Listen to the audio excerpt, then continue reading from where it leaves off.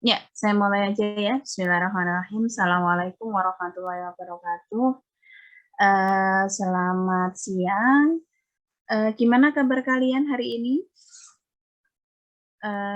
Baik semua ya? Ada yang merasa nggak enak badan? Baik, Bu. Ya, ada yang merasa nggak enak badan? Nggak ada ya. Semoga kelas ini sehat semua ya, nggak ada yang sakit. Iya, kita masih ketemunya secara online dulu gitu ya. Sesuai dengan evaluasi PTM yang pertama gitu ya.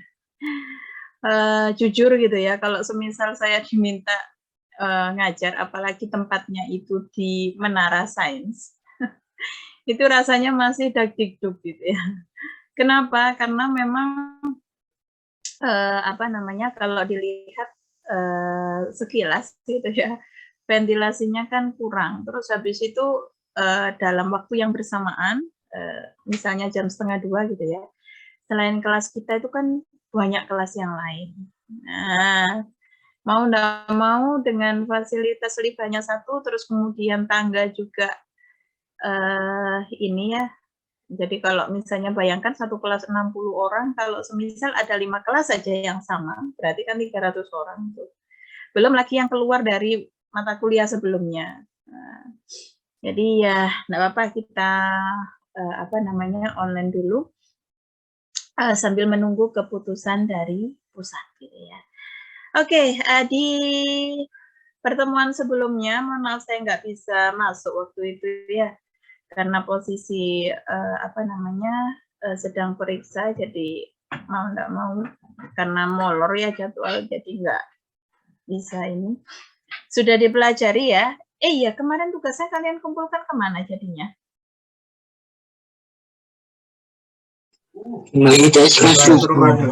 Oh, di classroom ya. Oke, nanti saya cek. Saya belum ngecek. Nanti saya cek lagi. Oke, sesuai dengan video yang kalian lihat kemarin, kita mulai aja dari mungkin sedikit review medan listrik dan hukum Gauss gitu ya. Sebelum masuk ke medan listrik dan hukum Gauss, maka kita akan memahami dulu tentang hukum Coulomb gitu ya, sebelum kita masuk ke medan listrik dan hukum Gauss. Ini adalah capaian pembelajaran yang harus kita capai.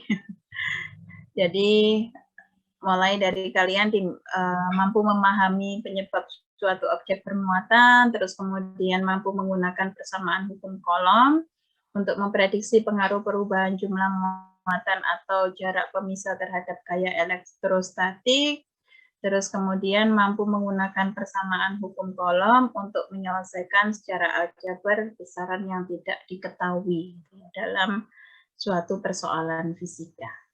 Nah, kalau kita bicara tentang hukum Coulomb gitu ya, tentunya kalian masih ingat gitu ya, ketika kalian diminta untuk menentukan atau menghitung berapa besarnya gaya Coulomb gitu ya. Nah, yang paling penting di sini adalah mungkin kalian masih terbawa gitu ya, bahwa yang kalian hafalkan saat kalian SMA itu adalah Q1 Q2 per R kuadrat gitu kan ya. Ini untuk menghitung gaya Coulomb. Ada yang tahu ini apa? Konstanta, Ibu.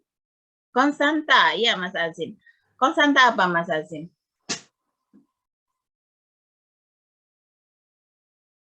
Ada yang tahu? Konstanta apa ini? Konstanta Coulomb. Konstanta Coulomb, Mbak Diva. Besarnya berapa, Mbak Diva? 9 kali 10 pangkat 9. 9 kali 10 pangkat 9. Dapat dari mana ini, Mbak Diva?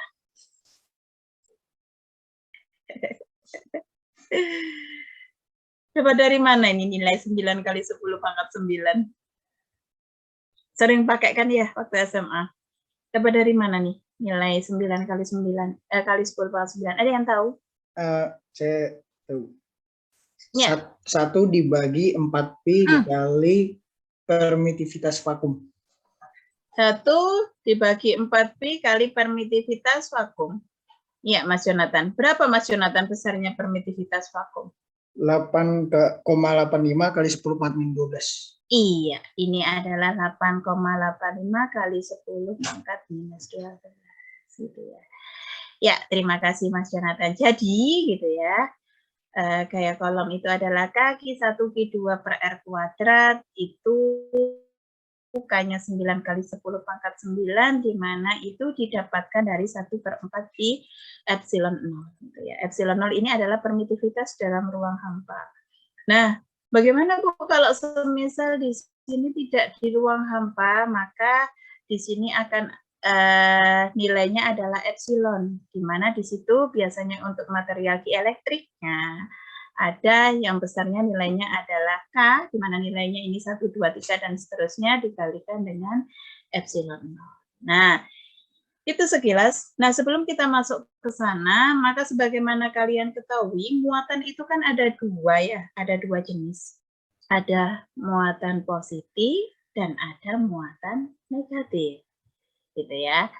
Terus kemudian, sebagaimana juga kalian sudah tahu, gitu ya, bahwa muatan yang sejenis itu akan tolak-menolak, sedangkan yang tak sejenis itu akan tarik-menarik.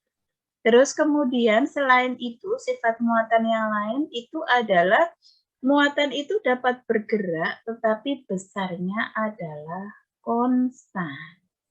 Nah, kemudian ini yang kita tidak lupa, hukum kekekalan muatan, bahwa untuk sistem yang terisolasi, di mana di situ tidak ada pertukaran antara sistem dan lingkungan, maka total muatan dalam sistem itu selalu konstan, gitu ya. Sekarang kita masuk ke muatan listrik dulu ya, sebelum saya lanjutkan ke bagaimana sih sebenarnya ketika kita mau menghitung besar gaya kolom, gitu ya. Kalau waktu SMA tadi saya sebutkan bahwa kalian menghitungnya F itu adalah sama dengan K, Q1, Q2 per R kuadrat, gitu ya. Maka karena kalian sudah belajar tentang vektor di fisika 1, ya kan? Nah, ini bukunya dibuka lagi. Maka kita nanti juga akan menghitung bagaimana kita menghitung gaya kolom kalau semisal perhitungannya adalah secara vektor. Loh kenapa Bu? Apakah kita nggak boleh pakai cara ini? Boleh, gitu ya. Apakah nggak boleh misalnya saya mau menghitung gaya atau medan listrik itu pakai besaran skalar? Boleh, tetapi akan susah kalau semisal soal itu adalah berada dalam 3 dimensi, kondisi 3 dimensi. Gampangannya gini, kalau semisal saya punya titik di sini, saya punya titik P gitu ya. Terus kemudian di sini ada Q1 misalnya, di sini ada Q2 misalnya, di sini ada Q3. Nah, kalau kalian misalnya menghitung secara skalar gitu ya. Misalnya ini oleh Q1 dulu, oleh Q2 dulu. Apa kesulitannya? Kesulitannya adalah kalau dihitung satu-satu seperti ini, kalian harus menentukan dulu dari sini ke sini arahnya kemana gayanya. Baru nanti dihitung lagi ke sini, dihitung lagi ke sini. Dan itu jauh lebih susah daripada kalau kalian mengerjakan dengan cara vektor. Gitu ya. Nah, sebelum kita masuk ke perhitungan, karena kita tadi sudah sempat membahas sedikit tentang muatan, maka kalian juga perlu tahu tanpa perlu disebutkan di soal. Sebenarnya gitu ya, berapa sih muatannya elektron? Gitu ya. Berapa sih muatannya proton dan neutron? Gitu ya. Nah, muatan elektron itu adalah 1,6 kali 10 pangkat minus 19. Sedangkan untuk proton itu adalah positif 1,6 kali 10 pangkat minus 19. Sedangkan neutron sendiri itu adalah tidak bermuatan. Nah, yang sering terlupa itu biasanya ini nih. Ini masanya. Massa elektron itu adalah 9,1 kali 10 pangkat minus 31. Terus kemudian massa proton itu adalah ini 1,673 kali 10 pangkat min 27 dan massa neutron itu adalah 1,675 kali 10 pangkat min 27. Yang perlu jadi catatan apa? Yang perlu jadi catatan meskipun misalnya di soal itu diketahui, gitu ya, misalnya disebutkan, tetapi kalau tidak disebutkan berarti secara automatically kalian harus hafal ini. Ya, karena nanti biasanya kalau kita menghitung medan listrik itu karena elektron, maka muatannya yang dipakai adalah muatan elektron. Oke, saya lanjutkan. Jadi, nah, muatan listrik itu muncul gitu ya, ketika misalnya ada dua benda non logam yang digosokkan satu sama lain, seperti hanya saya jelaskan waktu di minggu pertama kita bertemu gitu ya. Nah, ini adalah yang kita sebut sebagai daerah tribu listrik. Jadi ini adalah bahan apa ya, material. Ini adalah jenis-jenis benda yang mudah untuk menarik elektron. Ya. Seluloid, sulfur, karet, tembaga, kapas, dan seterusnya, termasuk kulit manusia gitu ya. Jadi kalau misalnya di ini tiba-tiba bukan bulu kuduk yang berdiri gitu ya. Nah, ini adalah mempunyai sifat mudah menarik elektron. Nah, terus kemudian ada dua jenis material berdasarkan kemudahan gerak muatan. Jadi ada yang kita sebut sebagai konduktor, ada yang kita sebut sebagai isolator. Nah, mungkin ada yang sudah tahu bahwa di antara konduktor dan isolator itu ada yang dinamakan dengan semikonduktor. Ya. Terus kemudian di atas konduktor, di sini ada juga yang kita sebut sebagai superkonduktor. Nah, kalau kita bedakan berdasarkan kemudahan gerak muatan, nah di sini isolator itu adalah di mana tidak memungkinkan adanya pergerakan bebas muatan. Misalnya pada karet, kaca, kayu, mau dikasih apapun gitu ya, maka di sini muatannya susah untuk bergerak. Tetapi beda dengan konduktor. Misalnya hampir semua metal, hampir semua logam itu memungkinkan adanya pergerakan bebas muatan atau elektron.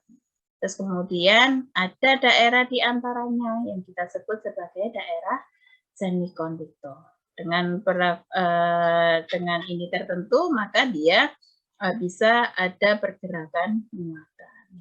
Apalagi dengan superkonduktor. Nah, namanya super gitu ya, karena di sini ada pasangan Cu, pasangan kuprum gitu ya, sehingga dia memiliki nilai konduktivitas yang cukup besar, yang sangat besar, sehingga memungkinkan pergerakan muatannya jauh lebih bagus dibandingkan dengan konduktor. Ya, ini sekedar ini aja ya, pengetahuan bahwa ada superkonduktor dan ada semikonduktor. Nah, kalau saya dulu ini ada mata kuliahnya sendiri-sendiri. Semikonduktor itu satu mata kuliah sendiri, superkonduktor itu ada satu mata kuliah sendiri. Oh, ini ada. Itu ya. Terus kemudian semimetal. Nah, balik lagi ya. Jadi hukum Coulomb ini menjelaskan peristiwa tarik-menarik dan tolak-menolak gitu ya antara benda-benda yang bermuatan. Jadi hukum Coulomb itu menyatakan bahwa besarnya gaya elektrostatik suatu benda itu adalah berbanding lurus dengan besarnya muatan, gitu ya, besarnya muatan benda tersebut dan berbanding terbalik dengan kuadrat jarak pemisah. Ini, jadi F sama dengan K Q1 Q2 per R kuadrat. Ya, nah ini Sudah ya tadi ya, permitivitas ruang hampa. Nah, kalau misalnya kita bicara gaya listrik pada vektor, secara vektor, maka kalian sudah punya buku semua ya? Sudah punya buku belum? Sudah beli buku belum? Hah? Oh, sudah ya. Oke. Kalau sudah bisa kalian lihat buku kalian di halaman berapa tuh ya? Di halaman 4 ya. Ya.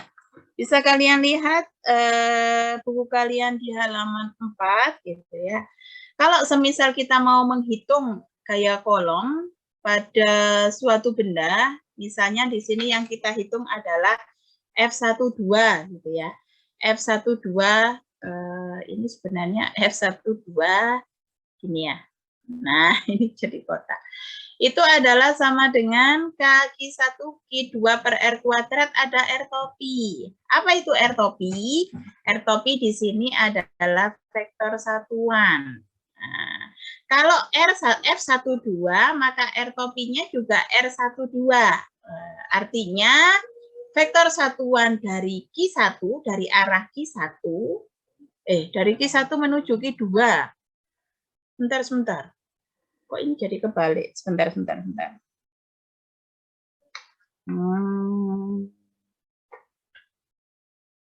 Sebentar. Biasanya itu pada dulu dan oleh. Oh iya benar berarti.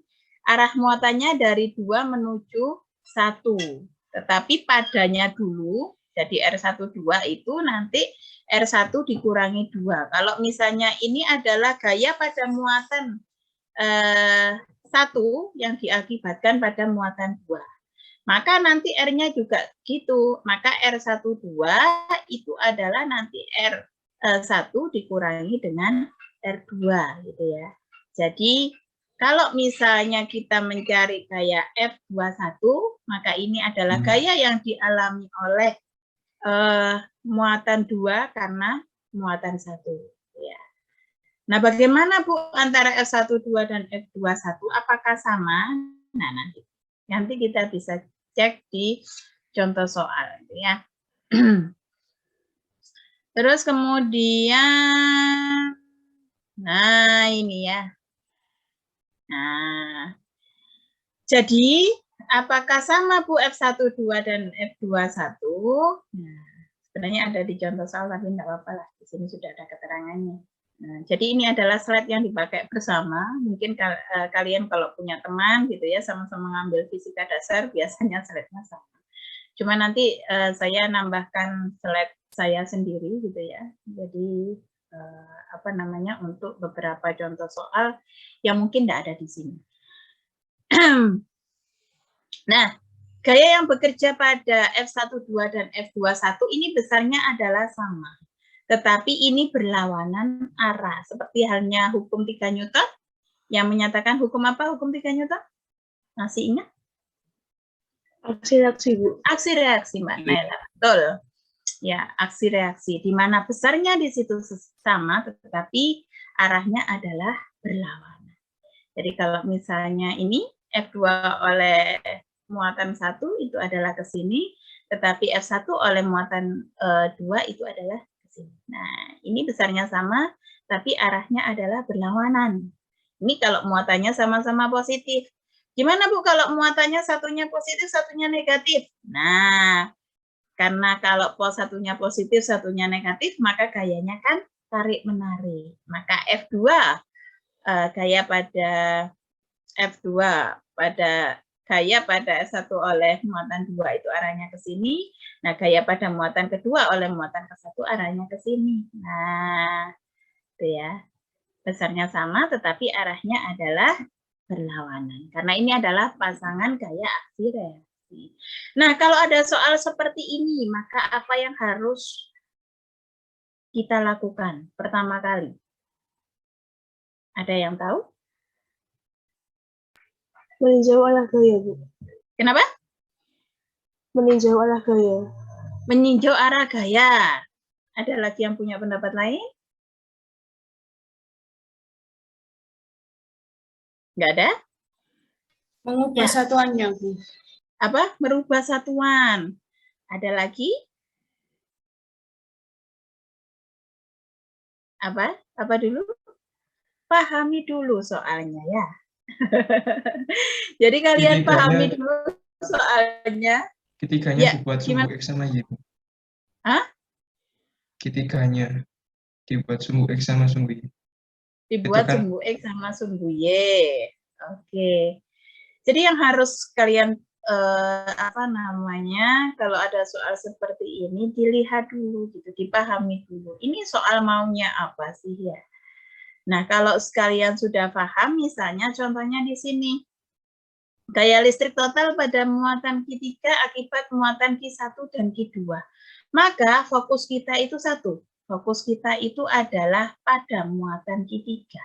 Nah, di sini. Kita fokus di sini. Kita nggak usah memperhatikan Q2 dan Q1 dulu. Gitu ya. Nah, sesudah kita tahu, sesudah kita tahu, maka seperti tadi Mbak Naila bilang, maka kita perlu menggambarkan dulu komponen gayanya. Boleh juga tadi seperti sarannya Mas Ahmad, kalian tuliskan berikan sumbu X dan Y-nya dulu gitu ya. Sebentar. Nah, gambarkan dulu gaya-gaya yang bekerja pada Q3. Kita lihat sekarang satu persatu. Q3 adalah di sini. Muatannya apa? Positif. Ya. Kemudian Q2 di sini nih. Muatannya apa? Positif. Maka F32, karena di sini sama-sama positif, berarti tolak-menolak kan? Nah, sehingga arah gayanya adalah ke atas. Nih ya. Loh Bu, gimana kalau misalnya ini negatif, misalnya ini minus, ini positif, maka arah gayanya bukan ke atas, tetapi ke bawah. Kalau positif dan negatif adalah tarik.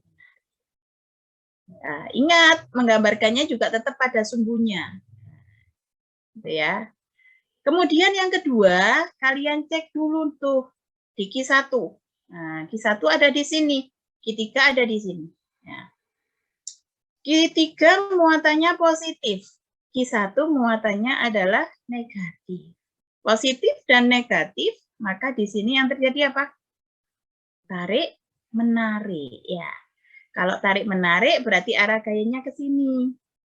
Gimana Bu kalau misalnya Q1 positif? Kalau Q1 positif, berarti tolak menolak. Berarti bukan ke bawah, tetapi arahnya jadi ke sini. Nah, itu ya. Itu dulu. Jadi habis sesudah kalian gambarkan F32 dan F31, baru kemudian kalian bisa menghitung satu persatu. Gitu ya. Nah, kalian bisa menghitung satu persatu. Jadi kalau F12 itu kaki 1 Q2 per R12 kuadrat, maka F32 itu adalah Q3 Q2 per R32 kuadrat. Jangan lupa, tadi juga sudah ada yang mengingatkan, cek dulu satuan ya sebelumnya ya. Nah, ini jadikan dulu dalam kolom, yang ini jadikan dulu dalam meter. Ya, karena gaya nanti satuannya apa? Gaya satuannya apa? Halo? Gaya satuannya apa? Newton. Jangan sampai lupa ya, dan nggak usah ragu-ragu kalau jawab. Saya itu kalau sepi suasananya itu malah bingung.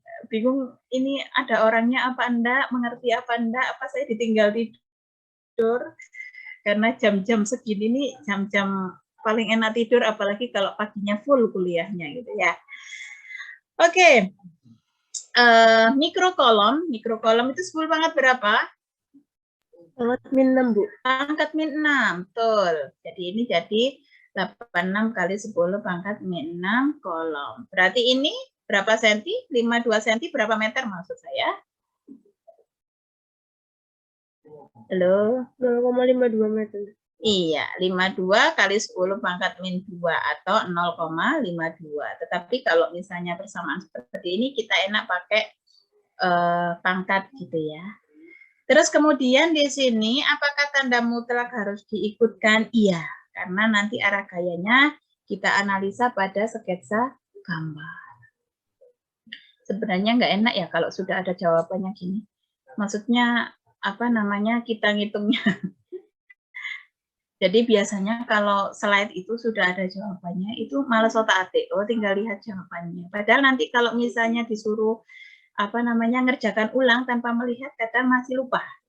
Jadi nggak apa-apa karena ini sudah ada. Oke, kita lihat F32.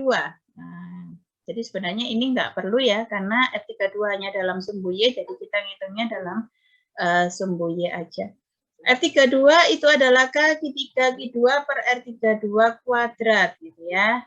Tinggal dimasukkan aja nilainya, maka ini adalah 9 kali 10 pangkat 9, terus kemudian muatan Q3 itu adalah 65 kali 10 pangkat minus 6, terus kemudian Q2 itu adalah 50 kali 10 pangkat minus 6 dibagi dengan R32-nya berapa? 3 kali 10 pangkat min 1 kuadrat. Ini ya.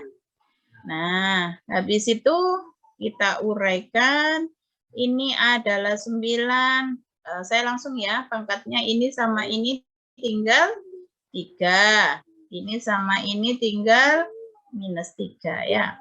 Tinggal 9 kali 65 kali 50 kali 10 pangkat minus 3. Dibagi dengan 3 kuadrat, 9 kali 10 pangkat minus 2. Ini sama ini coret, ini sama ini coret, tinggal berapa? Tinggal minus 1. Minus 1, ini 50 coret, berarti tinggal berapa? 65 kali 5. Maka kita dapatkan ini.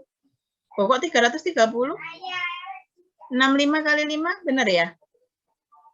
330 apa 325? 325, Bu. 325 Newton ya, yang benar ya. Ada yang salah di hitungan saya? Silakan kalian bisa cek. Nah, mungkin di sini karena pakainya bukan 9 kali 10 pangkat 9 mungkin. Mungkin pakainya 8,89 kayaknya. Nah, tapi kalau 8,89 kok banyak ya ininya. Maka kita dapatkan F32-nya adalah 325. Kita percaya hitungan kita aja dulu ya. Ini ya 325 Newton. Itu pada sumbu Y, gitu ya. Ini pada sumbu Y. Terus kemudian kita lanjutkan. Ini pakai, oh ini masih pakai sin cos ya. Enggak apa-apa lah. Karena ini membentuk sudut gitu ya. Kalau segitiga ini membentuk sudut 30 derajat, maka nah ini ribetnya kalau kita pakai apa namanya? Kita pakai skalar gitu ya. Kita harus menentukan sudut dan kita harus menentukan arah. Sebentar ya. Tapi saya mulai kram.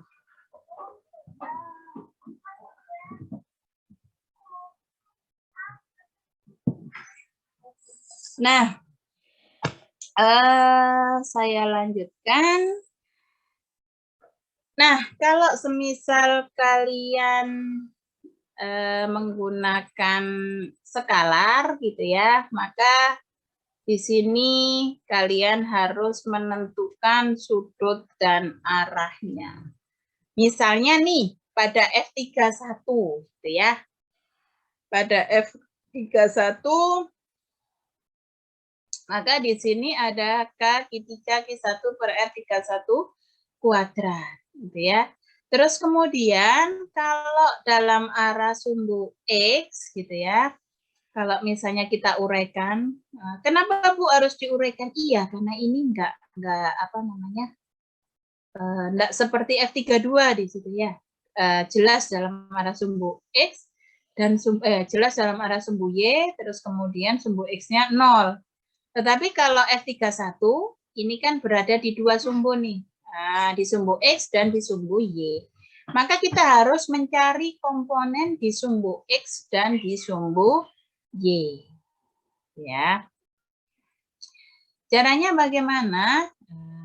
Masih pakai aturan yang lama gitu ya. Kalau semisal di sini sudutnya adalah sebentar 30 derajat, maka ini waktu SMA sudut apa? Sudut tolak belakang, lupa saya. Sudut apa namanya? Maka sin gitu ya, sin theta, kalau semisal kalian masih ingat, itu adalah depan miring. Nah, depan miring, ini depannya sumbu apa? Ini depannya sumbu X, ini depannya sumbu Y, ininya sumbu X. Depannya miring, depannya sumbu Y, maka sin 30 itu adalah sama dengan Y per miringnya apa? F31. Nah, Y per F31. Gitu ya. Maka di sini F31 gitu ya, F31 Y adalah sama dengan F31 kalikan sin 30.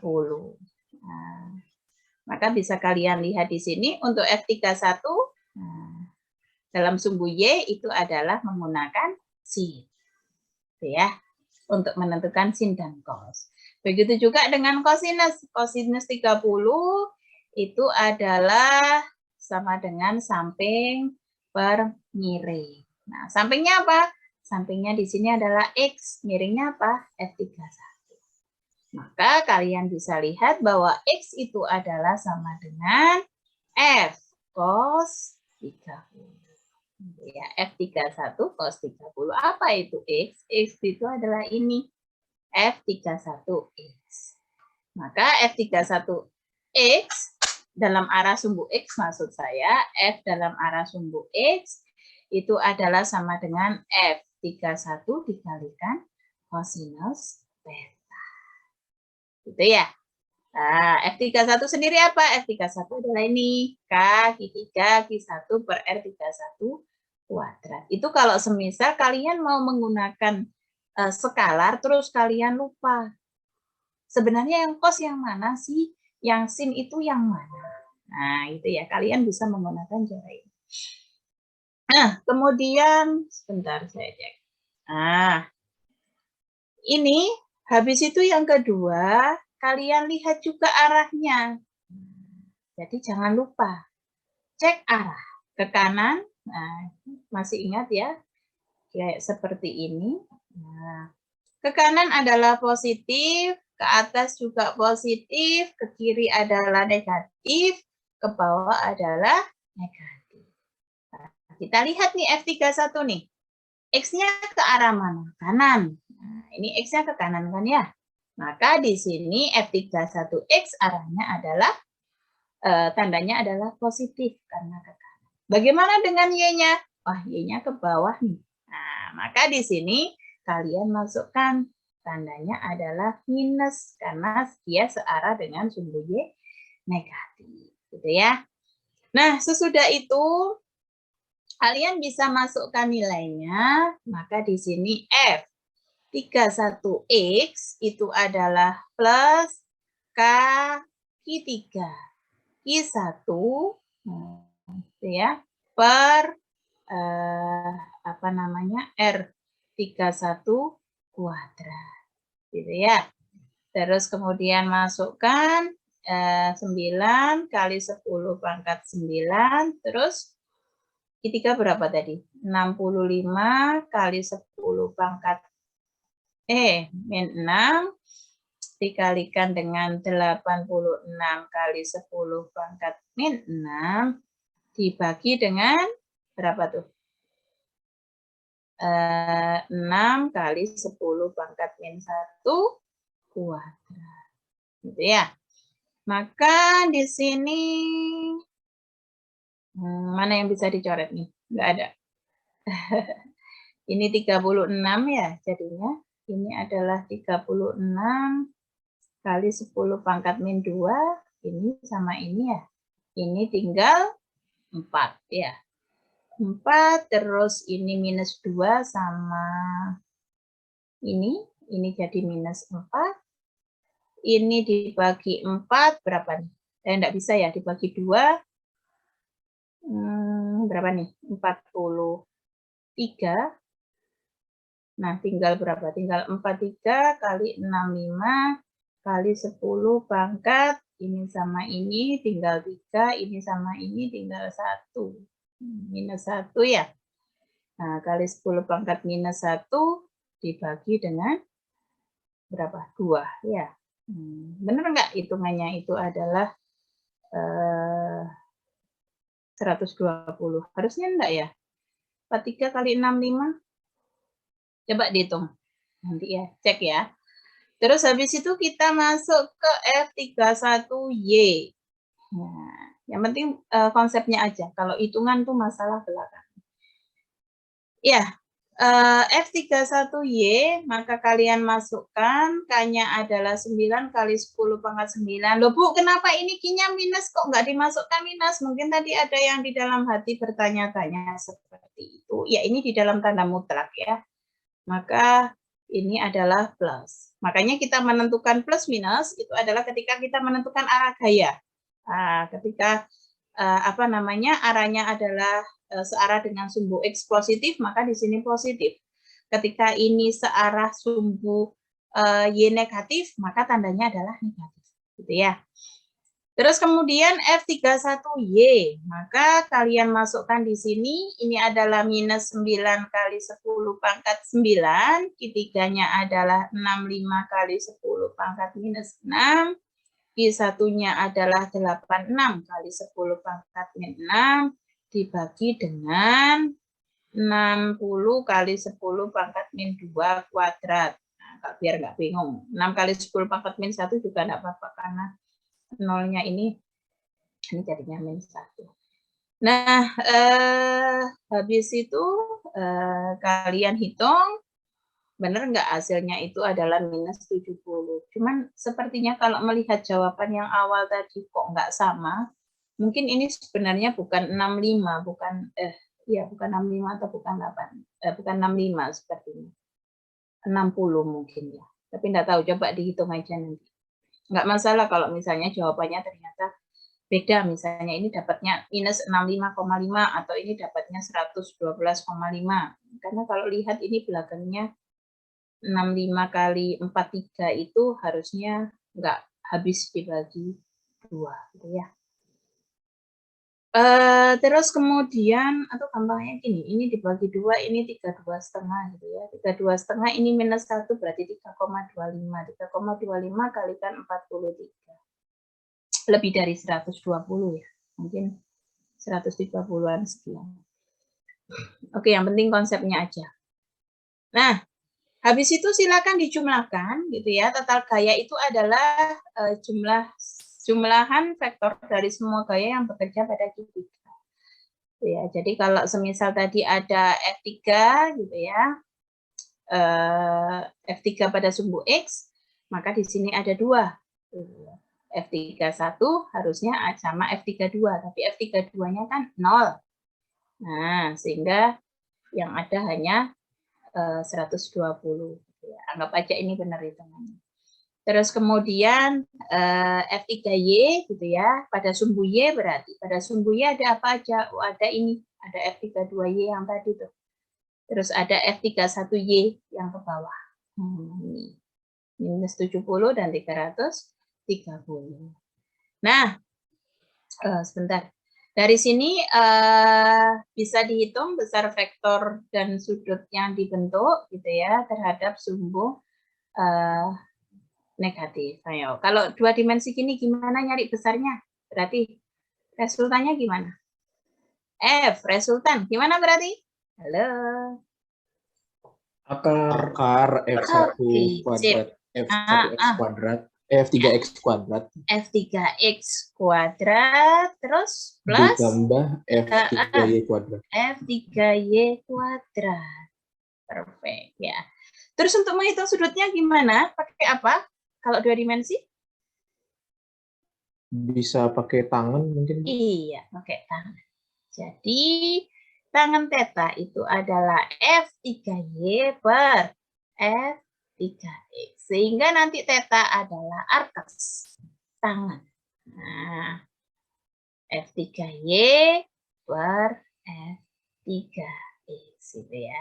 Jadi diingat kembali konsep vektor kalau itu berada di ruang 2 dimensi dan ruang 3 dimensi. Gitu ya. Sampai sini silakan kalau semisal ada pertanyaan. Ada pertanyaan? Silakan. Sebelum saya lanjutkan. Permisi Bu, izin bertanya. Iya, silakan Mas Raihan. Ini tadi yang mutlak F12, tadi ini untuk mencari apa? Yang akar ini? Yang ini? Yang akar, ya.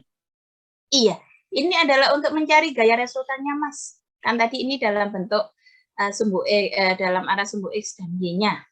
Ya. Nah, jadi ini adalah nyari besar F3-nya. Ini. Nah, itu. Kalau kan untuk yang tan tetanya untuk nyari apa? Untuk mencari sudutnya. Nah, sudut yang dibentuk antara F3 dengan F31 dan F32. Oh, iya. Terima kasih. Untuk menentukan arah sebenarnya, Mas. Oh, iya, siap. Sudut itu untuk menentukan arah. Kan habis kita tahu tuh resultannya. Nah, arahnya itu kemana sih gayanya? Nah, gitu Mas Rehan ya. Iya, siap, Bu. Terima kasih. Ada lagi yang masih belum jelas. Jadi gini, biasanya gitu ya, ketika kita menghitung suatu gaya, maka biasanya ditanyakan arahnya kemana. Nah, kalau ditanyakan arahnya kemana, bukan arah itu bukan misalnya ke utara, ke selatan, dan seterusnya. Kita cukup dari sini kita cari sudutnya dulu. Nah, baru nanti ketika sudut kita dapatkan baru oh arahnya adalah sekian derajat terhadap sumbu X positif, sekian derajat terhadap sumbu Y negatif, gitu ya. Nah ini dari sini bisa dihitung besar vektor F3 dan sudut yang dibentuk F3 terhadap sumbu X negatif, gitu ya. Jadi itu adalah arahnya. Karena vektor kan pasti punya arah ya. Kalau 2 dimensi kalian bisa menggunakan tangan. Kalau 3 dimensi pakai apa? Ada yang masih ingat, Mas, Mbak? Ada yang masih ingat? Kalau 3 dimensi pakai apa? Halo, vektor. Masih ingat? Ada yang masih ingat? Halo, nggak ada yang ingat? Pakai kosinus. Nah, masih ingat sudut alfa, beta, gamma. Itu ya. Ketika kita bicara vektor dalam arah 3 dimensi. Ya. Apa itu alfa? Alfa itu adalah sudut yang dibentuk antara vektor dengan sumbu X. Apa itu beta? Beta itu adalah arah yang dibentuk antara vektor dengan sumbu Y. Apa itu gamma? Gamma itu arah adalah sudut yang dibentuk antara vektor dengan sumbu Z. Nah, masih ingat ya? Kosinus biasanya pakai kosinus. Di mana kosinus kuadrat alfa ditambah kosinus kuadrat beta ditambah kosinus kuadrat gamma itu adalah sama dengan 1. Dibuka lagi buku Visda 1-nya ya. Oke, saya lanjutkan. Ini cek pemahaman, silakan nanti untuk tugas di rumah aja. Nanti insya Allah hari Kamis kita bahas gitu ya. Karena kalau misalnya kita bahas hari ini semua, nggak selesai materinya. Ini nanti, ini sudah ada jawabannya gitu ya. Tapi bukan berarti kalian langsung jawab. Jadi silakan dibuktikan dengan perhitungan dulu. Nah, misalnya di sini contohnya ada bola bermuatan Q1. Diletakkan pada permukaan horizontal seperti pada gambar. Nah, ini Q1-nya di sini nih. Kemudian ada bola Q2 nih yang sangat besar. Didekatkan. Nah, posisi kesetimbangan itu saat gaya yang bekerja Q2 itu adalah sama dengan 0, itu dicapai pada jarak D12 di atas Q1. Ini nih, ini posisi kesetimbangan. Jadi saat seperti ini, total gaya di Q2 itu sama dengan 0. Kemudian Q1-nya ini saya ganti nih, Q1 ini saya ganti Q3. Nah, ternyata Q2 gitu ya, mencapai keadaan setimbang itu pada saat D23. Nah, manakah yang benar dari pernyataan ini? Nah, nanti silakan kalian kerjakan di rumah, ya, di kos. Ini juga sama. Terus nanti silakan hari Kamis kita kita cek.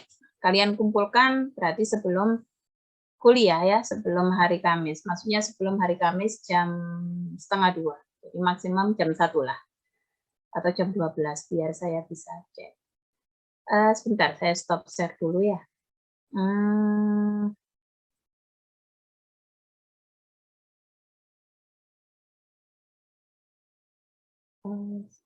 Sebentar.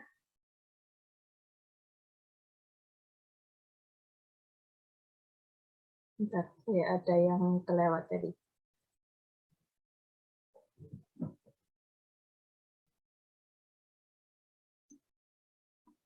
Nah, habis itu, di sini enggak ada. Sebelum ke medan listrik ya, sebelum ke medan listrik yang punya buku, bisa dibuka itu bukunya di halaman 4. Saya ingin menunjukkan bagaimana kita menghitung gaya, gitu ya. Kalau semisal itu berada di dalam koordinat X, Y, Z, jadi berada di 3 dimensi, gitu ya. Kalian lihat yang punya buku, silakan dilihat di bukunya di halaman 4, ya. Karena di sini nggak ada ya. Nah, saya masukkan ke sini. Jadi semisal saya itu punya muatan Q1, Q2 dan Q3 ya. Yang berada pada koordinat Q1 ini berada di X1, Y1, Z1, terus kemudian Q2 ini berada di koordinat X2, Y2, Z2 gitu ya. Dan Q3 ini berada di koordinat X3, Y3 dan Z3. Gitu ya. Maka kalau semisal kita diminta menghitung, tentukan gaya pada Q1, misalnya yang A, tentukan gaya pada Q1 oleh gitu ya muatan Q2. Satu dulu aja sebagai contoh gitu ya. Nah, kalau di buku kalian itu ada Q3 terus ada Q2 dan Q3. Maka di sini kalian bisa menghitung gitu ya.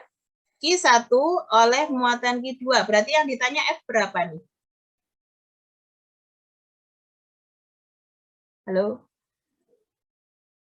F berapa? 12. F12. Ya, makasih Mas Afsal. F12. Jadi kalau dilihat pada dulu baru oleh. Kalau pada Q1 berarti di sini F1 dulu. Oleh Q2 berarti ini 2. Nah, kalau pada Q2 oleh Q1 berarti F berapa? F21. F21. Ya, benar Mas Ansinya.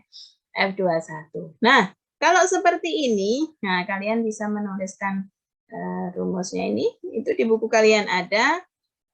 Itu adalah K Q1 Q2 per R. Ini sebenarnya R12 gitu ya. Kok di situ jadi R21? R12, maaf. Di situ R21 ya. Ini adalah R12. Koreksi kalau saya ada yang salah ya. Terus kemudian, jadi itu R12. Kalau 12 pakai 12. Kalau R21 pakai R21 biar enggak bingung. Terus kemudian, yang perlu kita perhatikan, kalian bisa mencari R12-nya dulu. Apa itu R12? Nah, di situ itu adalah sama dengan R1 minus R2 gitu ya, dibagi dengan besarnya R12. Gitu ya. Nah, ini R1 minus R2 ini apa? Ini adalah X1 min X2 gitu ya, ditambah dengan Y1 min Y2 gitu ya, ditambah dengan Z1 min Z2 gitu ya. Jangan lupa ini ada I, ini ada J, ini ada K. Nah, dibagi dengan, di situ di buku kalian sudah ada besarnya, berarti ada akar X1 min X2 kuadrat plus Y1 min Y2 kuadrat plus Z1 min Z2 kuadrat. Gitu ya. Maka, gitu ya. Maka di sini kalau semisal kalian menghitung F12, nah, F12 itu kalian bisa menggunakan di buku kalian, bisa kalian lihat itu ada K, Q1, Q2, ini adalah X1 min X2 I, ya, plus Y1 min Y2 J, plus Z1 min Z2K per, nah, per gitu ya, akar dari, maaf, X1 min X2 kuadrat plus Y1 min Y2 kuadrat plus Z1 min Z2 kuadrat, ya, pangkat 3/2. Gitu ya. Loh, Bu, dari mana itu pangkat 3/2?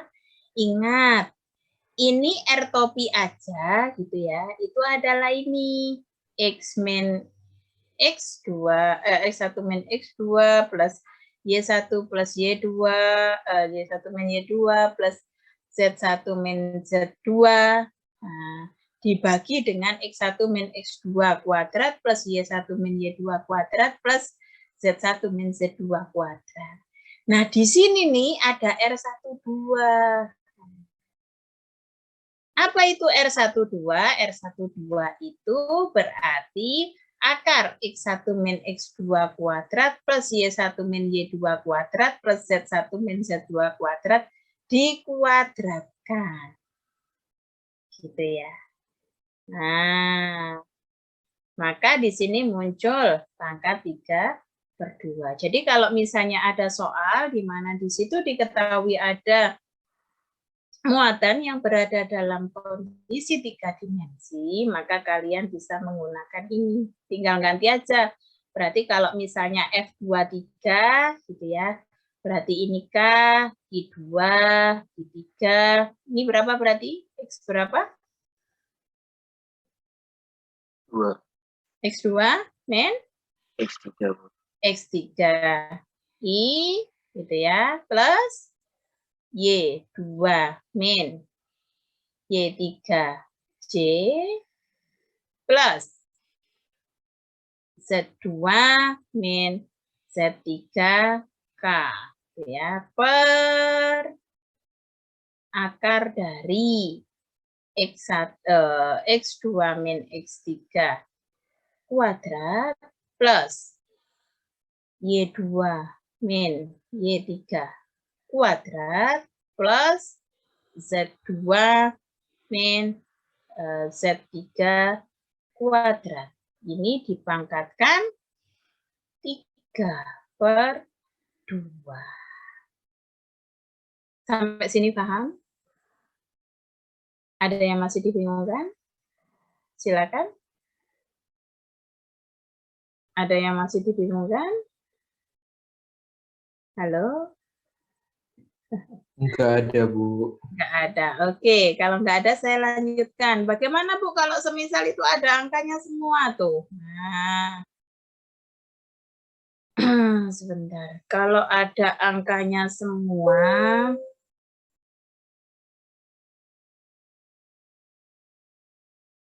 Sebentar, saya lanjutkan dulu.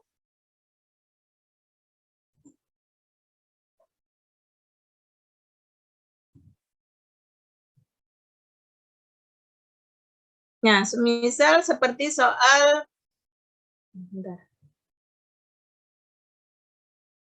Seperti di soal nomor, contoh soal nomor berapa tuh? 1.2 gitu ya. Nah, itu. Seperti di soal 1.2, ini jawabannya panjang gitu ya, tapi enggak susah. Panjang tapi gampang ini ya. Intinya misalnya kalian punya buku ya, di contoh 1, 2 di situ diketahui 3 muatan titik gitu ya, 3 muatan titik. Bentar, saya slideshow dulu. Ada 3 muatan titik masing-masing bermuatan minus 10, terus kemudian muatan Q2 itu adalah 10 pangkat minus 5, dan Q3 adalah 10 pangkat minus 6. Nah, pertanyaannya saya ganti aja. Ketiga muatan tersebut terletak pada koordinat 101, 200, dan 014.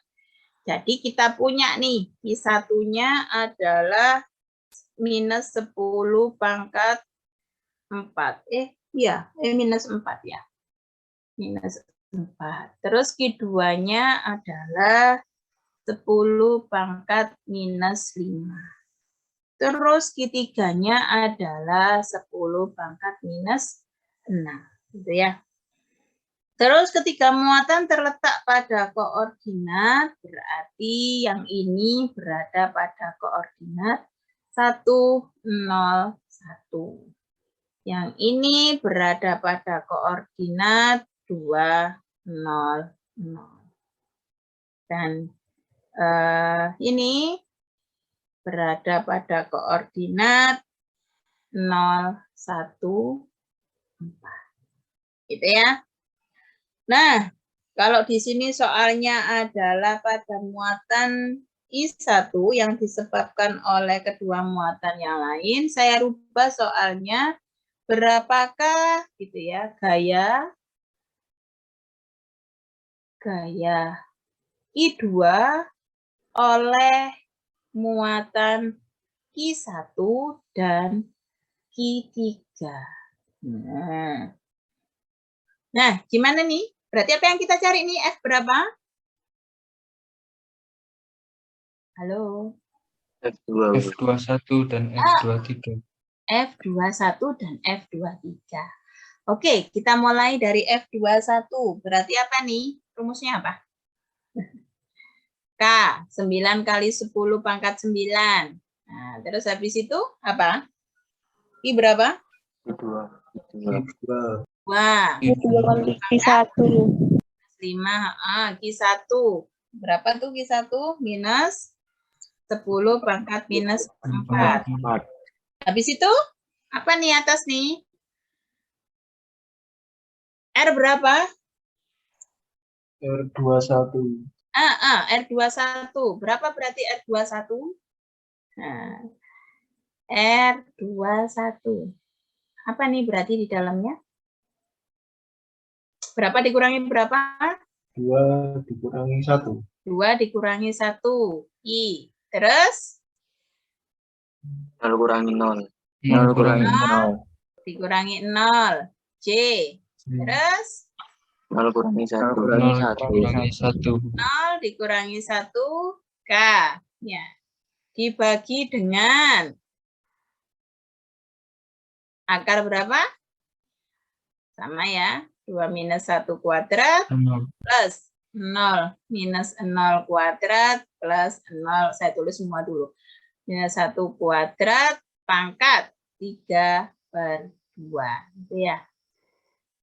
Sampai sini, ada yang masih belum tahu ini dari mana? Atau sudah paham semua? Ada yang masih bingung? Silakan. Bisa raise hand yang masih bingung, jadi saya bisa menjelaskan lagi. Kalau nggak ada, saya lewati langsung. Nggak ada yang bingung ya? Ada yang masih bingung? Nggak ada ya? Oke. Saya jelaskan. Dari mana nih 2 minus 1? Nah, ini kan R21 tuh. Nah, kalau R21 berarti ini adalah dari X2 min X1 I gitu ya, ditambah dengan Y2 min Y1 J gitu ya, ditambah dengan Z2 min Z1 K gitu ya. Nah, dari sini. Nah, ini adalah X2, Y2, Z2. Yang ini adalah X1, Y1, Z1. Gitu ya. Maka di sini X2 min X1, X2-nya berapa? X2-nya di sini adalah 2. Maka ini adalah 2 minus. X1-nya berapa tuh? X1-nya adalah 1. 2 minus 1. I. Ya. Terus kemudian ditambah dengan Y2 dikurangi Y1. 0 dikurangi 0. Y2-nya adalah 0. Ini Y2. Ini adalah Y1. Ini adalah 0 minus 0 J. Nah, terus kemudian ditambah apa? Ditambah Z2 dikurangi Z1. Z2-nya berapa tuh? Z2-nya adalah 0. Nah, ini adalah 0 dikurangi Z1-nya adalah 1. Nah, 0 dikurangi 1. Nah, dapatlah ini. Tuh, paham ya? Maka kita lanjutkan, kita hitung 9 kali 10 pangkat 9, ini sama ini coret, ini tinggal 4, 4 sama minus 4 habis ya. Tinggal minus 9, ini 2 minus 1I berarti I. Ya. Ditambah dengan ini 0 minus 1K berarti di sini maaf, ini minus ya. Minus K. Dibagi dengan gitu ya, akar 2 minus 1. Ini kan 1 ya, akar dari 1 kuadrat ditambah dengan 0 ditambah minus 1 dikuadratkan ditambah 1. Nah, ini dipangkatkan 3/2. Kalau kalian misalnya bingung seperti ini ngitungnya, maka kalian bisa menggunakan ini nih, 9I minus K gitu ya. Terus ini bisa kalian pisah. Bisa kalian pisah akar apa namanya? Akar berapa nih? 2 pangkat 3/2 kan ya. Nah, 3/2 ini kan sama dengan 1 ditambah setengah. Nah, maka bisa masalahnya nggak bisa di ini ya. Jadi, sama dengan akar 8. Iya, Mas Yonatan, silakan. Bu, kalau udah pangkat 3/2 bukannya akarnya hilang ini? Kalau pangkat, oh iya. Karena 2 ini akar ya. Iya. Akarnya hilang ya. Ya maaf, itu kalian sejak tadi juga. Makanya saya bingung, loh, ini harusnya sudah hitungannya nggak ada. Ya, per 2 ini, setengah ini adalah apa namanya, akar. Jadi ini sudah nggak ada ya. Ya. Oke. Kalau pangkat 3/2 sudah hilang. Ya, bisa dilihat tuh sebenarnya di buku kalian. Jadi apa namanya, ketika saya sebenarnya tadi tuh mau menuliskannya seperti ini. Sebentar, mana ya? Nggak ada di sini ya. F21 misalnya, itu adalah K, Q2, Q1, ya. Terus kemudian, ini butuh ini banyak. Di sini aja.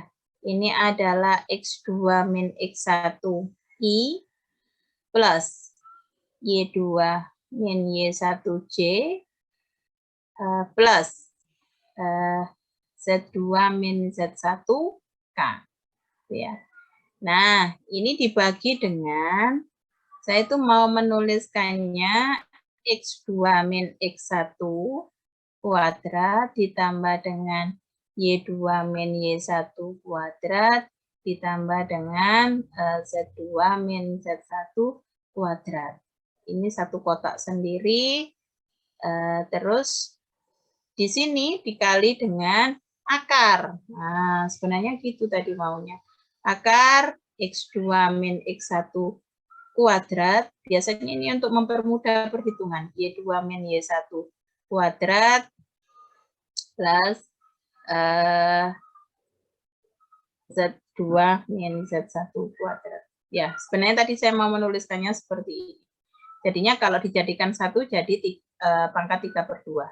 Maaf ya, ini berarti 2 dipangkatkan 3/2. Ini akarnya nggak ada. Oke, makasih Mas Jonathan. Jadi ini adalah sama dengan minus 9i plus 9k gitu ya, dibagi dengan 2 pangkat 3 adalah 8. Nah, ini adalah dibagi dengan akar 8. Itu F21 gitu ya. Terus kemudian gaya Q2 oleh Q1. Terus sekarang gaya Q2 oleh Q3. Berarti F apa yang kita cari? F berapa? 23. 23.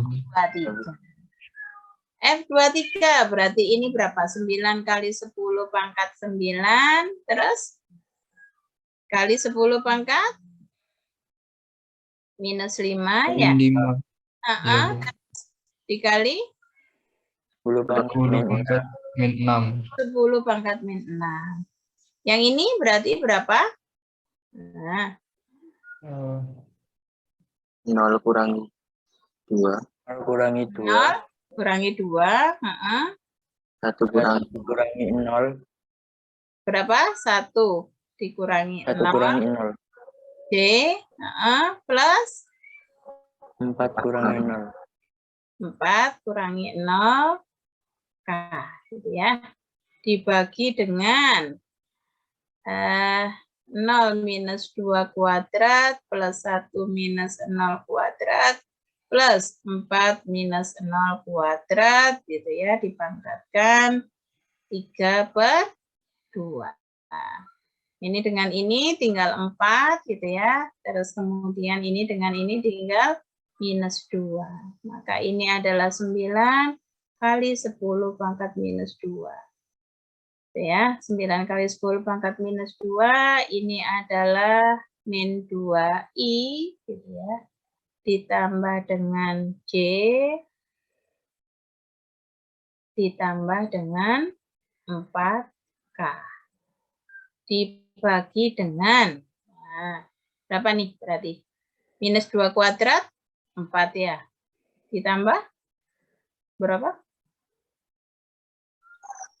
Bu, maaf Bu, itu kebalik Bu. Yang mana? Yang R Bu. Harusnya 2 kurangi 0, 0 kurangi 1, 0 kurangi 2, 1, 2 dulu. Oh iya. Salah nih berarti ya. Ini harusnya kan F23. Berarti 2 oleh 3. Kok ya saya ngikut ya tadi. 2 oleh 3. Ini berarti 2 dikurangi 0.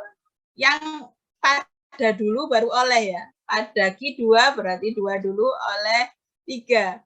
2 dikurangi 0i ditambah dengan 0 dikurangi 1. Gini nih. Ini jebak nih soal-soal gini. 0 minus 4 ya. K. Berarti ini menyesuaikan aja. 2 dikurangi 0 ini berarti plus ya. Terus ini minus. Gitu aja ya. Daripada saya ngapus. Ini minus. Berarti bawah juga ngikuti. Ini nggak masalah ya. 2 dikurangi 0 kalau kuadrat kan tetap ya. Tinggal kalian puter ya. Yang penting kalian paham lah. Ini coretan-coretannya. 4 terus habis itu berapa? Minus 1 kuadrat 1. Terus berapa? Halo? Kalian ikut 16. 16. Oke. Pangkatkan 3/2. Maka kalian dapatkan di sini, ini adalah 9 kali 10 pangkat minus 2. Ini adalah 2i minus J gitu ya. Minus 4K dibagi dengan, berapa nih? 4 plus 1 plus 16 pangkat 3 di akar. 21 pangkat 3 di akar berapakah? Yang ada kalkulator? Minta tolong 21 hitung. akar 21. Berapa? 21 akar 21. Iya, 21 akar 21 ya. Berapa nih? 21 akar 21 berapa nih? Kalau di 96,234. berapa? 96,234. 96,234. Nah, ini angkanya nggak cantik ya. Atau nggak apa-apa lah dalam akar tadi. Ini sama ini dicoret. Maka ini akan 3 dibagi 3, ini 7 gitu ya. Maka ini adalah 3 kali 2 itu adalah 6 kali 10 pangkat minus 2i gitu ya. Minus 3 kali 10 pangkat minus 2j, terus alah nggak cukup, minus 4 kali 10 pangkat 2k. Ya, dibagi dengan 7 kali akar 21. Nah, sebenarnya intinya bukan di sini. Intinya adalah kalau sudah ketemu F1 dan F21 dan F23, maka apa yang perlu kita lakukan? Maka F total itu adalah kalian tinggal menjumlahkan F21 plus F23. Ya. Tentunya proses penjumlahan ini I dengan I, J dengan J, dan K dengan K. Gitu ya. Nanti silakan dicek lagi gitu ya. Karena ini angkanya kurang begitu bagus, jadi nggak enak gitu dihitungnya ya. Ini minus 9i, gampangannya ini aja saya tulis di sini. F21-nya min 9i. Ini kalau dalam arah I ditambah dengan 6 kali 10 pangkat minus 2i gitu ya. Habis itu ditambah dengan J dengan J. J-nya adalah berapa tadi?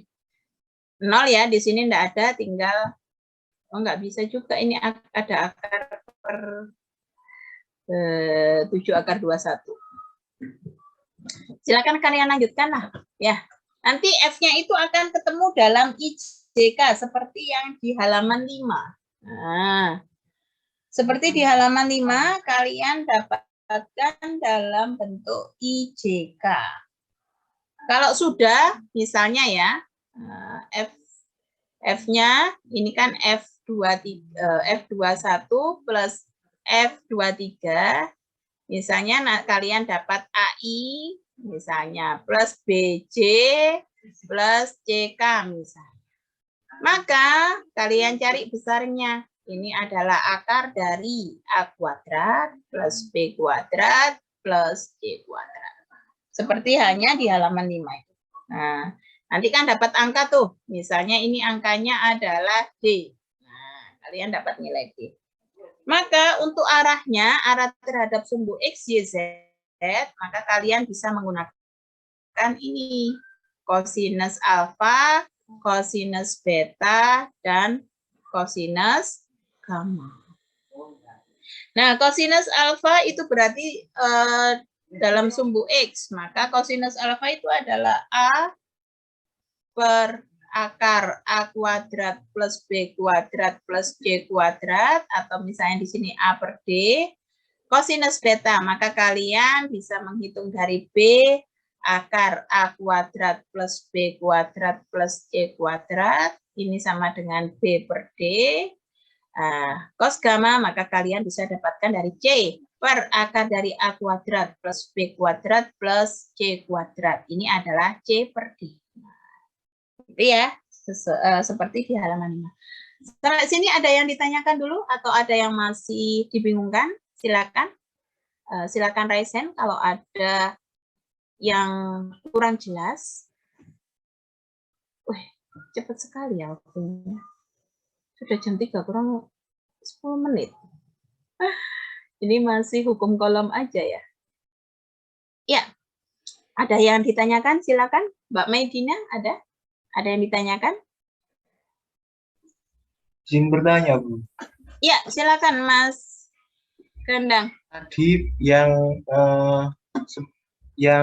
share screen baru saja tadi, yang apa? F23 plus F21 sama dengan AI plus BJ plus CK ini itu yang mana? Oh, ini.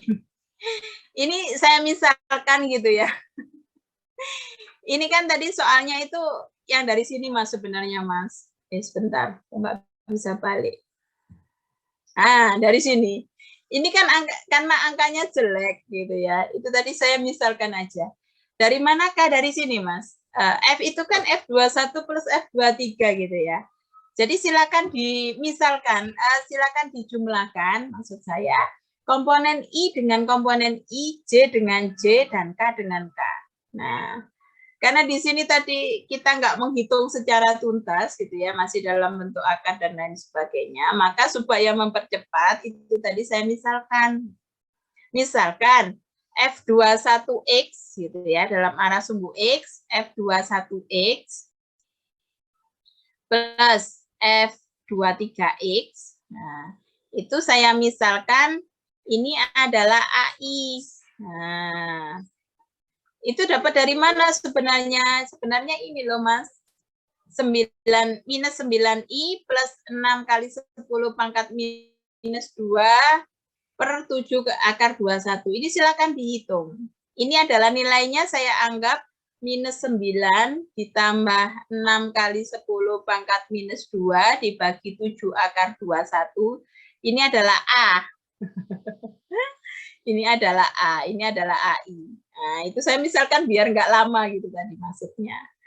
Nah, gitu ya Mas ya. Terus yang B yang mana? Yang B ya sama, yang B itu ya dari sini. B-nya kan kalau F21 kan komponen J-nya nggak ada, hanya ada dari F23.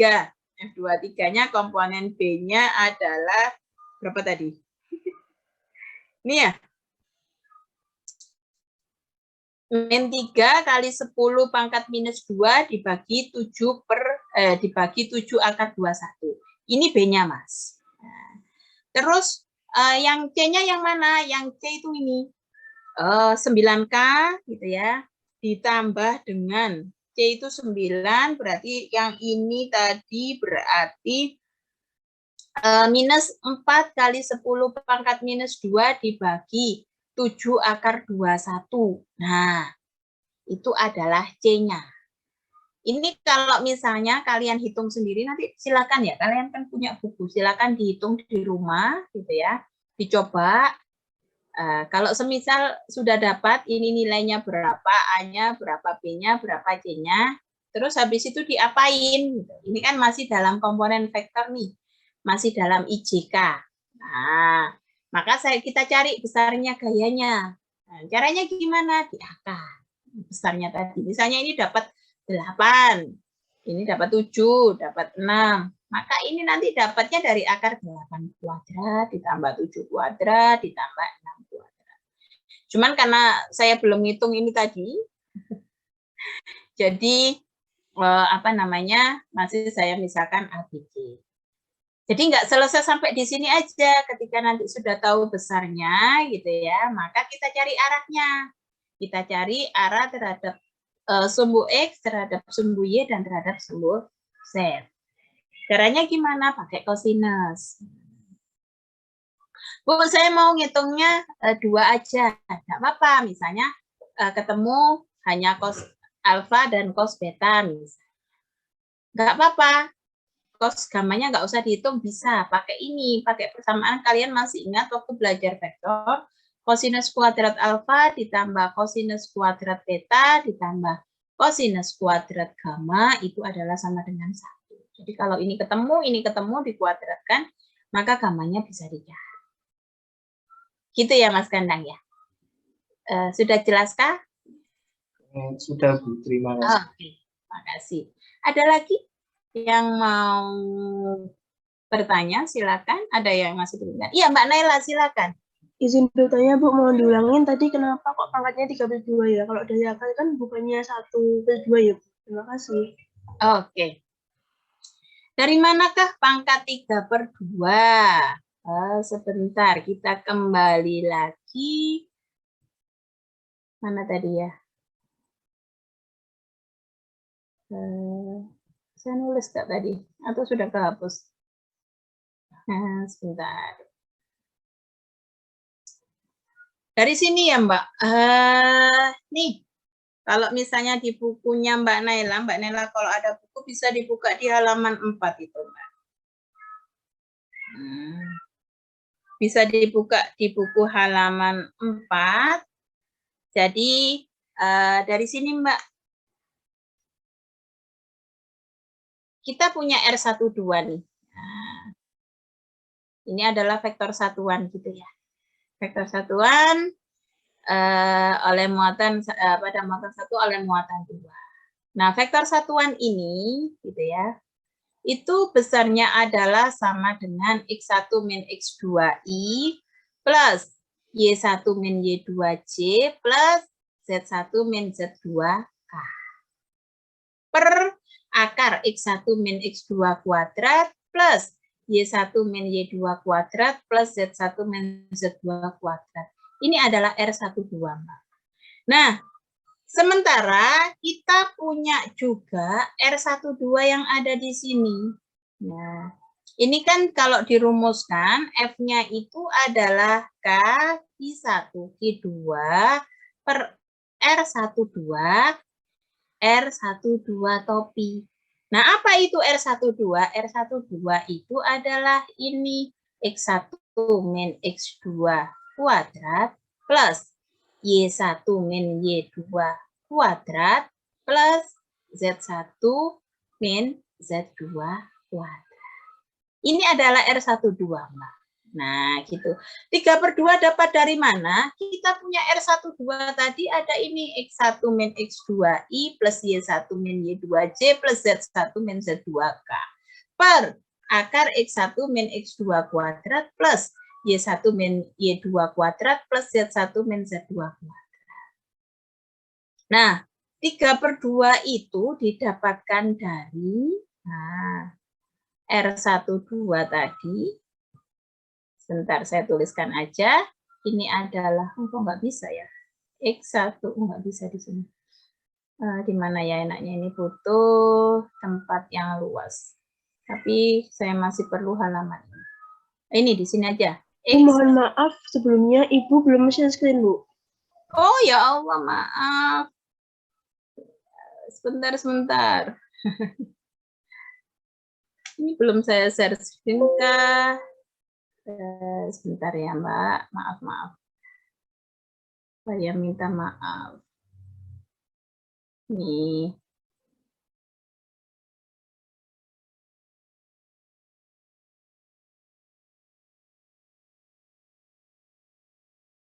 Nah, ini Mbak Naila.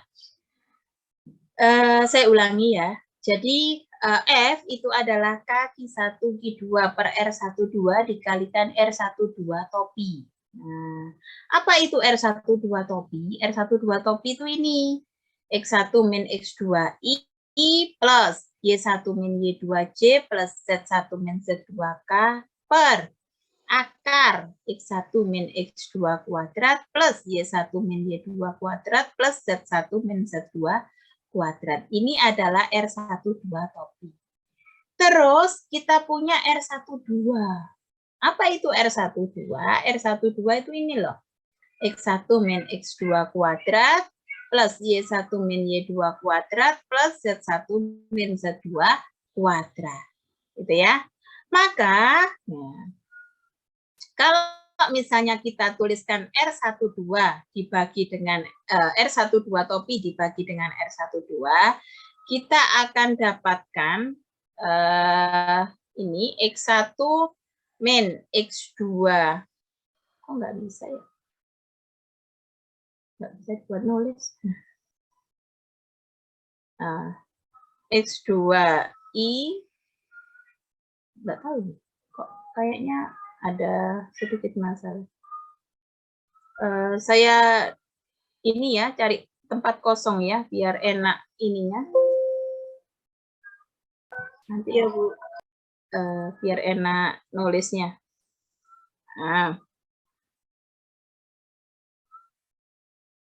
Nah, tadi kan saya punya R12 topi itu adalah X1 min X2 I ya, plus Y1 min Y2 J plus Z1 min Z2 K gitu ya, dibagi dengan akar dari X1 min X2 kuadrat plus Y1 min Y2 kuadrat plus Z1 min Z2 kuadrat. Gitu ya. Terus kita punya R12. R12 adalah X1 min X2 kuadrat plus Y1 min Y2 kuadrat plus Z1 min Z2 kuadrat. Ya. Sedangkan F12 itu adalah K Q1 Q2 dikalikan R12 topi dibagi dengan R12. Nah, ini K Q1 Q2-nya tetap gitu ya Mbak ya.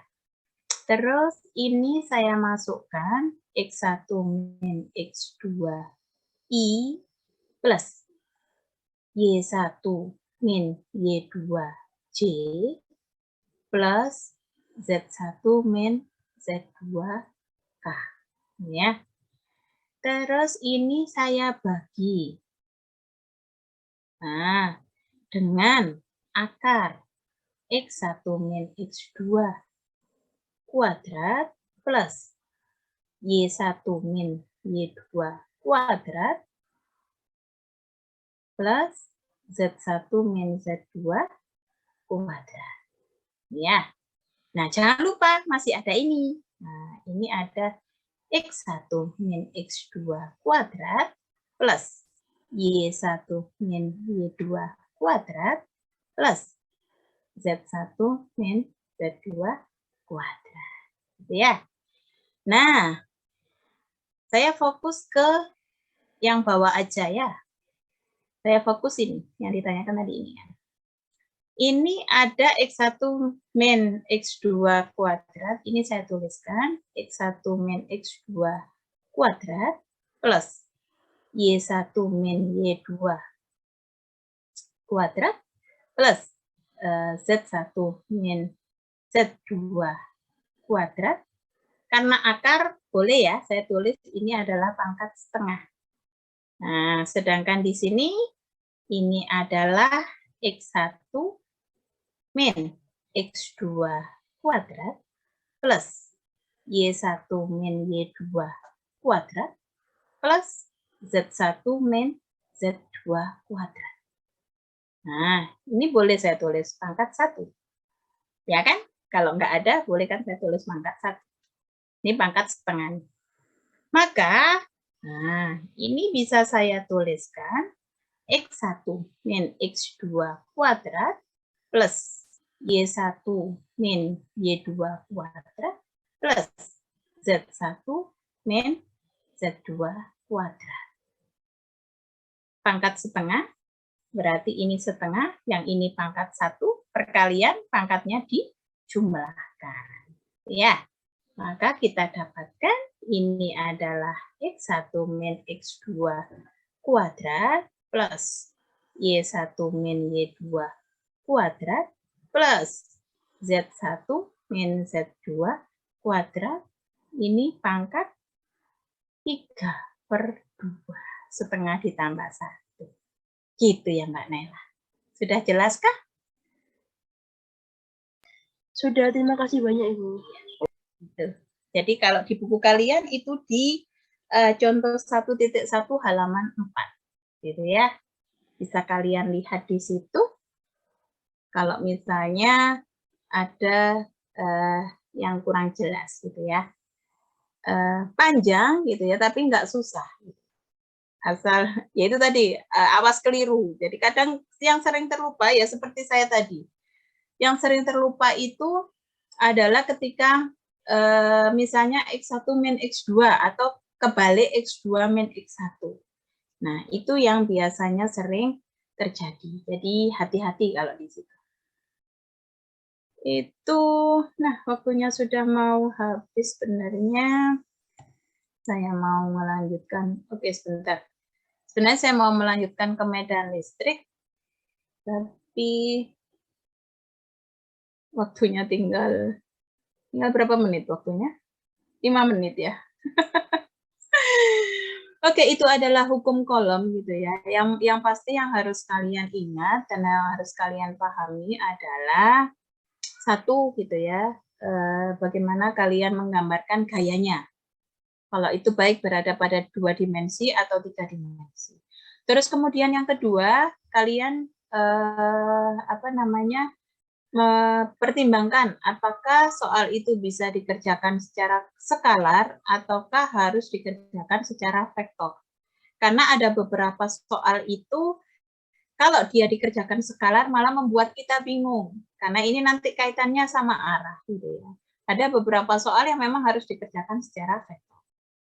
Itu yang untuk hukum kolom. Terus kemudian ketiga, jangan lupa memasukkan tanda mutlak itu tadi ya. Terus jangan lupa juga memasukkan tanda positif dan negatif ketika sudah menentukan arah gaya kemana. Tentunya tetap sesuai dengan kaidah yang sudah disepakati bahwa ke kanan adalah positif, ke atas adalah positif, ke bawah negatif, dan ke kiri adalah negatif. Gitu ya. Nah, untuk medan listrik sekilas aja, jadi ini adalah capaian pembelajaran untuk medan listrik. Jadi kalian diharapkan mampu mendeskripsikan medan listrik, kemudian polanya bagaimana sih antara misalnya muatan positif dan negatif, terus bagaimana kalian mendefinisikan serta menyelesaikan soal buat medan listrik gitu ya. Itu terus kemudian ini medan listrik juga sama, di sini adalah besaran. Nah, ini contoh yang nanti bisa kalian coba-coba dulu. Nanti kita bahas di hari Kamis. Jadi untuk cek pemahaman silakan dikerjakan dulu yang untuk hukum kolom gitu ya. Jadi minggu depan baru kita membahas medan listrik dan mungkin hukum Gauss gitu ya. Itu terus insya Allah minggu ini hari Kamis ini mungkin saya yang masuk, Mas Ian, saya mau menjelaskan sampai hukum Gauss. Habis itu mungkin ada asisten yang masuk untuk latihan soal ataupun kalau kalian ada yang masih belum jelas untuk membahas hukum kolom, medan listrik, dan hukum Gauss. Jadi asisten masuk sesudah saya selesai di hukum Gauss mungkin. Atau mungkin selesai medan listrik, nggak tahu nanti. Nanti saya infokan di grup ya. Oke, mungkin sampai sini dulu ya untuk pertemuan hari ini karena keterbatasan waktu. Habis ini insya Allah slide-nya saya share ke grup gitu ya. Masih ada yang ditanyakan? Nggak ada? Ini yang masuk adalah 57 orang. Silakan 57 orang ini menuliskan nama-namanya untuk pengecekan absensi ya. Silakan menuliskan namanya di grup. Sebentar, saya mulai dulu di grupnya. Mana grup kalian tadi ya?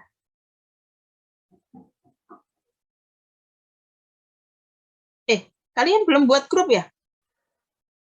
Sudah, Ibu. Sudah kah? Sudah ada, Bu. Sebentar. Apa kemarin judul grupnya? Fisika 2 kelas 35 ini ya? Oke. Absensi hari ini saya tuliskan dulu. Silakan 57 orang ini menuliskan. Ada yang belum masuk, Bu. Belum masuk grup. Oh, ada yang belum masuk grup. Nanti silakan diinfokan, kan ini ada yang teman satu jurusan ya, satu departemen. Tidak apa-apa, nanti kan kelihatan. Absensinya kan 57. Absensi hari ini silakan nanti dilanjutkan 1, 2, 3. Jadi saya bisa ngecek. Ini partisipannya, iya masih 55. Yang masih belum masuk grup, bisa WA saya gitu ya, biar nanti bisa saya masukkan. Kalau nomor saya sudah, nanti saya minta Mas Gandang untuk masukkan. Bisa WA nomornya ke saya. Nomor saya tahu kan ya? Kalau yang masih belum masuk grup, ini sudah 57, berarti masih ada yang belum masuk. Oke, mungkin itu dulu untuk pertemuan hari ini. Kita ketemu lagi insya Allah hari Kamis, gitu ya. Silakan cek pemahaman, silakan nanti kalian kerjakan soalnya. Terus kemudian nanti hari Kamis saya membahas medan listrik dan hukum Gauss dulu. Kalau cukup waktunya kita cek jawaban kalian, dicek pemahaman soal, gitu ya. Oke, gitu aja. Tetap jaga kesehatan. Terima kasih atas kehadirannya, terima kasih atas perhatiannya. Kurang lebihnya saya mohon maaf. Saya akhiri. Assalamualaikum warahmatullahi wabarakatuh. Selamat sore. Waalaikumsalam warahmatullahi wabarakatuh. Terima kasih.